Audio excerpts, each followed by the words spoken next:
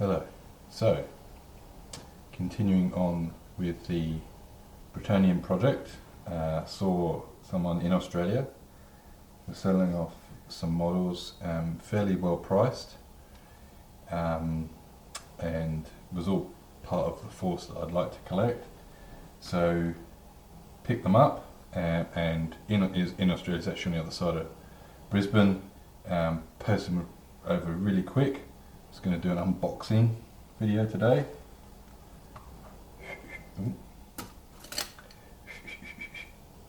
And when I came out here to find my models, I found my son had already unboxed them without asking me. He just came out and he cut them open and got them out. So he's 19, so it's not like he's a young child and just went ooh. So there you go.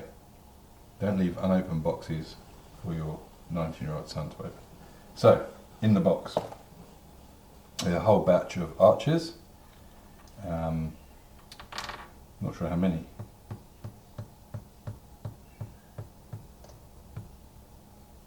16 archers, unless this guy could be part of the men-at-arms and the musician, so it could be 15 archers. Come with a standard, and that's the standard with the other guy. Transfer black. The guy who collected these did a black and white scheme, which is always hard to pull off. No texture on the bases, so you assume he's going to put the texture on later. It's got the stakes, the classic Bretonnian stakes. A couple of breaks on the stakes, which you'd expect for these guys. And the arch is all square base, which is good. The painting is reasonable, just needs a bit of ink wash and the like, but I'm just going to decide if I'm going to keep them. Men at arms. There's a guy there with a hawk or an owl. I think it's a hawk, tail feathers. Don't know why I'd take his hawk when he goes fighting, but there you go. And the men at arms, similar black and white scheme, and you can. This is a good example of why it's tough to paint with white, in my opinion. Hopefully that'll zoom in. You can see it's kind of blotchy, streaky, putting white on black, and that is blue paper.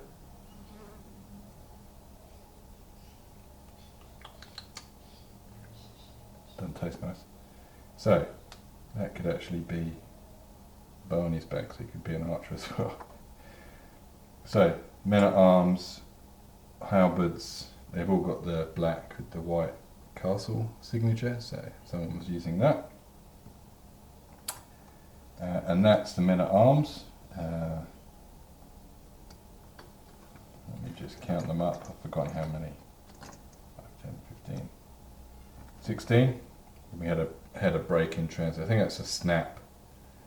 Arm has snapped in transit, which is to be expected when you send off model. They'll easily glue back on. Probably plastic glue will hold that on. So there you go.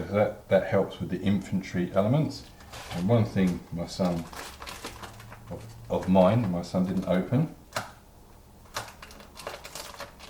Hopefully. Obviously, I know what I ordered from the person online. I think anyone that plays Warhammer can guess what this is. Very unsafely cutting towards myself with this one.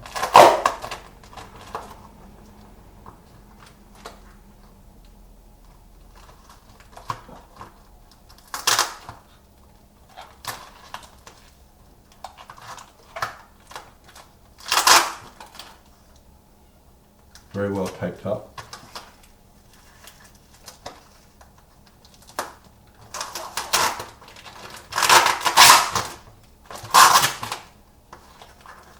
It's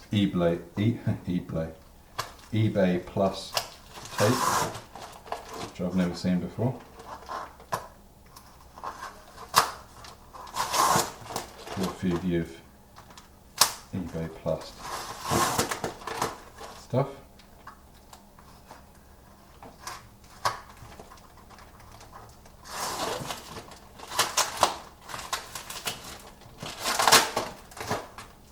Still not in.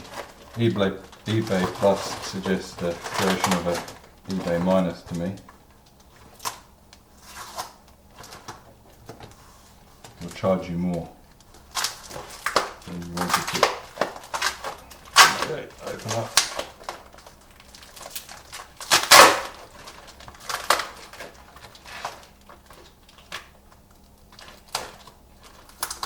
This the adhesive on this tape is can only be described as stinky.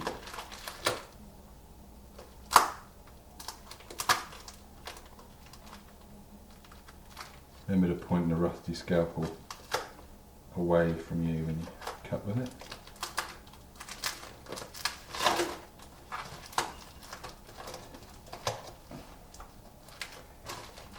Nope. Thought I had it there. Again.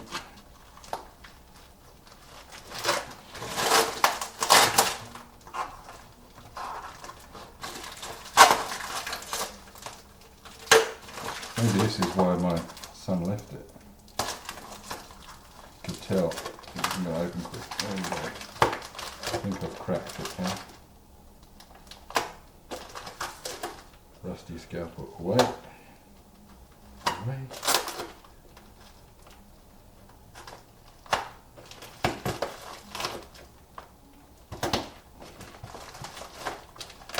Okay, so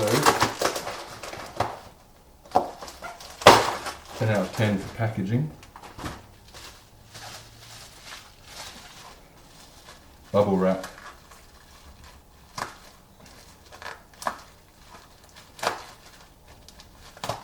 I used to keep the bubble wrap in case I needed to send things away. Ended up with about 4 tons of bubble wrap. Okay, so here's the book for the army. 40k, you always call it Codex, which I like. But in Warhammer Square Base, we always tend to call it the army book. So I needed this one to do the army. You can of course do it without the book, but the book gives you some ideas on paint, gives you some ideas on modelling, basing. Generally, I always like to have a book for an army I'm going to do, so if I don't have the book, I've decided to collect an army like the demons. I don't have the book, I'll collect the book. So yeah, book, collection of men-at-arms, collection of peasant bowmen to go with the other peasant bowmen. And just as a little update, so if you remember from the previous Bretonnian video, the plague bearers, I put them through a sonic bath, methylated spirits, toothbrush.